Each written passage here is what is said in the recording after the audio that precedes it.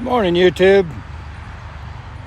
Got a little subject I want to talk about today, and it has to do with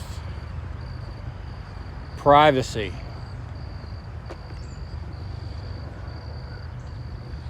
You know, we get these phone calls every day about extended warranties or funeral insurance policies where you can do a prepaid burial, or I get them all the time about a car I bought that I don't own anymore, that I sold years ago. 2013 Ram. Got rid of it in 2017. But I'm still getting phone calls for extended warranties. Well, this is where this video comes from. It's about privacy. Long back in 1974, U.S. government passed a Privacy Act called the Privacy Act of 1974, which only gave the government permission to gather information on you and me. And that was fine up until 2001, even though the Privacy Act of 1974 was enacted.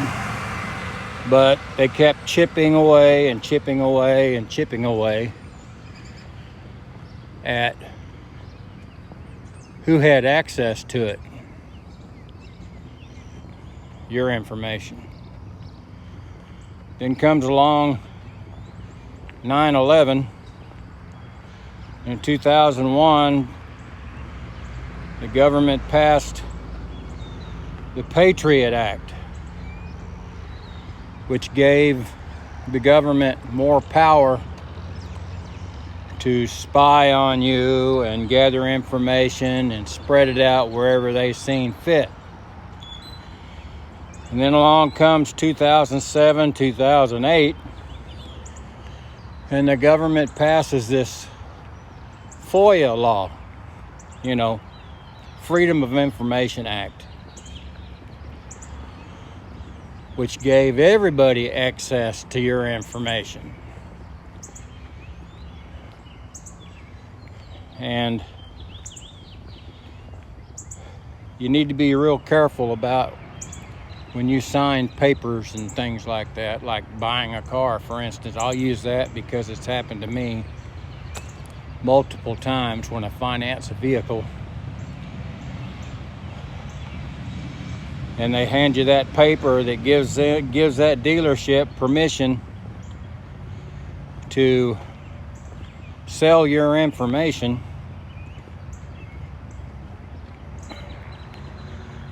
And then the phone calls start coming. Somebody's always wanting to sell you something because they got your email address, they got your phone number.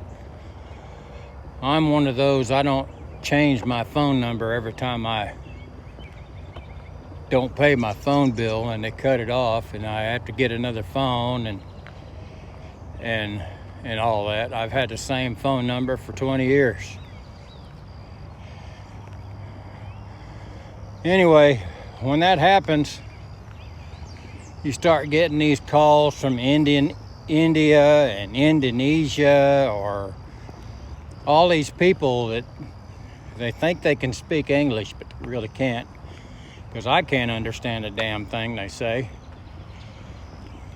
But anyway, other examples is when you turn 65, actually 6 months before you turn 65, you start getting these calls from out of the country, spoofed calls from India, Indonesia. They want to know you got your Medicare card yet? And then they need to verify the numbers on it. Well, don't give them your numbers. It's a scam, and it can cost you. That being said, guys, stop giving them your information. You know, they check with the credit bureaus, because the credit bureaus, that's all they do is spy on you, along with the government or anybody else that's looking to make a quick buck.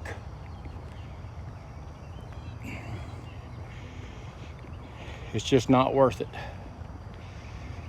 But privacy should be important to you. And read those when you do something, you go somewhere and they make you fill out forms. Hey, don't give me your phone number unless it's important to you. Don't give me your email address. I know all of our social media accounts that we have, because I found out that, and I'm sure you have too, that when you do online searches on Google or DuckDuckGo or any of those other search engines, because there's many of them, they trade your information. I mean, just go into your search engine and say, oh, you're looking for a new pair of shoes. And you start going through all the online retailers, you know which ones I mean, the Big Blue Store, the Smiley Face online shopping store. Next thing you know, your email is bombarded with shoes. Then when you get on your social media, you start getting these ads about shoes. That's because all they're doing is gathering your information and reselling your information for a profit. Which brings me to something else. Which brings me to our cell phones. Your cell phone, my cell phone, you name it. You know, and you pay a lot of money for these things. I know I paid nearly $1,000 on this one. And that son of a bitch should be free. And I'll tell you why. The government, credit reporting bureaus, all these data mining outfits, lots of names there. They're making a profit off of what you search on your phone, or the app store games that you put on there on your phone. You know, you got to give them permission to access your camera. You got to give them permission to access your microphone. You got to give them access to your photos, videos, you name it. Well, when you give them permissions, they start gathering your data immediately. And then they start selling it to every Tom, Dick, and Harry company that comes along. Don't do it. That's why I say that our cell phone should be free. No matter which one you choose, it should be free. Because all it is a data gathering device. And they're making a profit while you're spending your money on your cell phone, you should be able to just go and pick out a cell phone from whatever maker and have them give it to you for free because you deserve it. Why shouldn't you make a profit?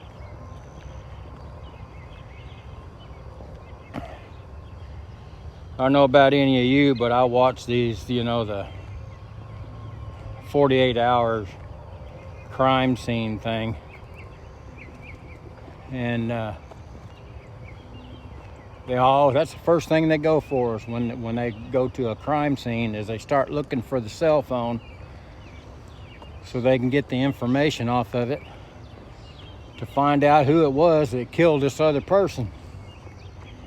And then recently I just watched one, it was an updated one, and they couldn't put the person, the murderer, in the right place by using a cell phone because the person that murdered this other person didn't take their phone with them when they went to murder him. But they know that this guy murdered him. Well, they got a search warrant. They went and picked up his car because all modern cars now have, a computer screen on the dashboard, and they can, well, your car is spying on you.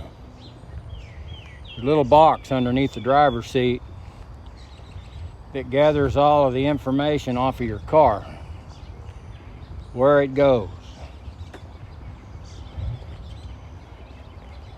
how long it was there, and all of that. I can't remember the name of the box, but all modern cars have one underneath the driver's seat, kind of like a black box in an airplane. When an airplane crashes, that's the first thing they go for is the black box to find out what the plane was doing before it crashed. Well, you have one in your car too. Anyway, they couldn't catch this guy, so they obtained a warrant for the car. They pulled the black box out, they plugged it in, and sure enough, the guy's car placed him at the crime scene. So they got their man. And that's, what this story is all about is your privacy. If you think you got privacy in this country, you're in for a rude awakening, because they have your information and you voluntarily gave that information up. Believe me. They got your information, they got your number, they know where you were, they know where you've been. The other one is like credit card companies. Every time you buy something with a credit card, they track it. The only time they can't track it is if you go to the store and you buy something and you pay cash for it.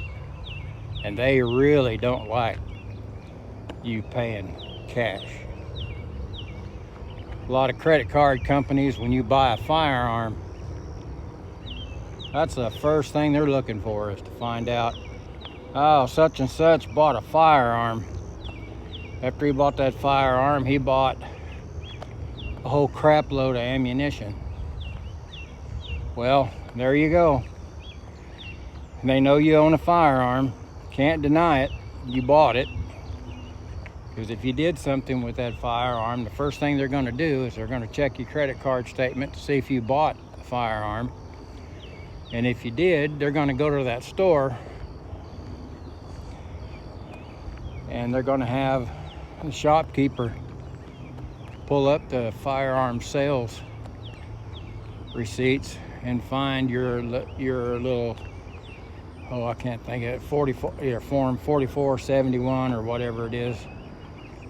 and they're going to check it, see if you bought a firearm, and if you did, they know. So again, this is all about privacy. Don't surrender your privacy. Not worth it. So I guess that's the end of my rant. Just giving you a heads up, because it is true. All they're after is your privacy. And they make a profit, and you voluntarily give it up for free. So that's it for this video. Hope you enjoyed it. And again, remember, don't give up your privacy, don't give up your rights.